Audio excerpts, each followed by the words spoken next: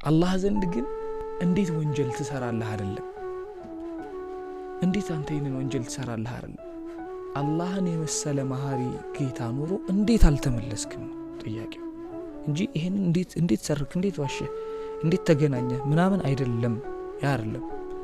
እንዴት ግን አላህ ዘንድ አልተመለሳችሁም ተብለን ነው አላህ ዘንድ የምንጠይቀው ስለዚህ ይውላችሁ ወንጀሎቻችሁ ትላንትናችሁን እያያችሁ ዛሬ ላይ አላህ ዘንድ የተሻለ ሰው ለመሆን ከአላህ ጋር በጣም አሪፍ ግንኙነት ለማድረግ ትላንታችሁ ይዟችሁ ከሆነ ብዙ ሰው እየኖረው ያለው ህይወት ነው ያ አያግዳችሁ ትላንታችሁ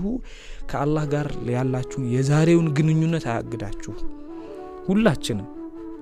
አላህ ስትሮን ነው እንጂ ትላንታችን የተበላሸነው ዛሬያችንን ግን የተሻለ ለማድረግ ነው እየጣረን ያለነው በዛ ውስጥ ነው እስልምናችሁ ነው የምትኖሩት በጣም